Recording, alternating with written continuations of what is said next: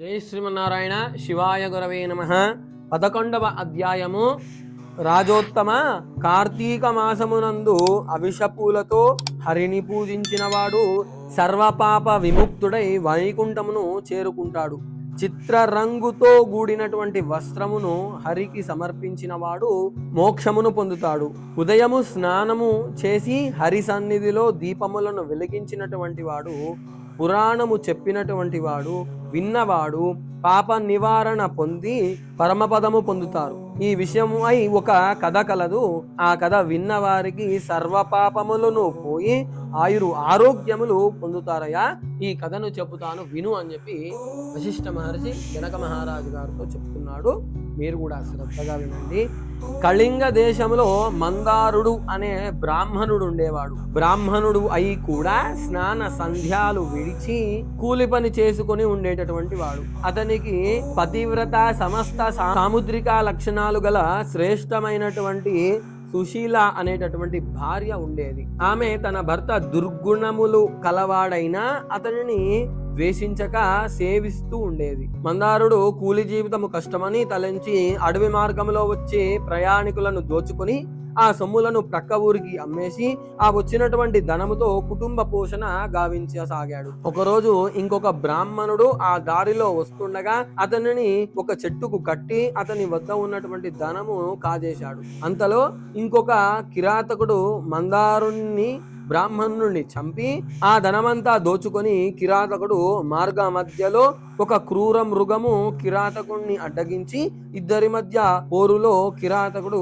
క్రూర మృగము మరణించింది. ఇద్దరు బ్రాహ్మణులు, పులి, కిరాతకుడు అందరూ చేసినటువంటి పాప ఫలము కారణం చేత నరకాన్ని పొంది నరకలోకములో యమభటులు నానా విధాలుగా నరక యాతనలు పెట్టసాగారు. మందారుని భార్య సమస్త ధర్మములను ఆచరిస్తూ పతిధ్యాన్నము చేసుకుంటూ కాలాన్ని గడపసాగింది. ఒక రోజు ఒక యతీశ్వరుడు సుశీల వద్దకు రాగా అతిథి సత్కారము చేసి మీ వంటి వారి రాక వలన మా గృహము పావనమైంది అని చెప్పి నాకు పుణ్యలోకాలు ప్రాప్తించే మార్గము చెప్పమని ప్రార్థించింది.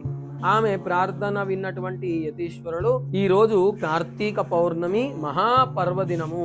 ఈ రోజు ఇంట్లో హరి సన్నిధిలో ఎవరైతే పురాణ పఠనము చేస్తారో, వింటారో, దీపారాధనతో హరిని పూజిస్తారో వారు ముక్తిని పొందుతారు అని యతీశ్వరుని మాటలు విన్నటువంటి సుశీల ఇంటిని గోమయముతో అలికి శుభ్రము చేసి స్నానము ముగించుకొని హరి ముందు దీపము వెలిగించి పూజించి యతీశ్వరుని పురాణ పఠనము శ్రద్ధగా విన్నది. కొంతకాలమునకు సుశీల దివాంగతురాలై విష్ణుదూతలు సుశీలను విష్ణు పూజ ఫలముచే విష్ణులోకమునకు తీసుకుని పోవుచున్నాడు.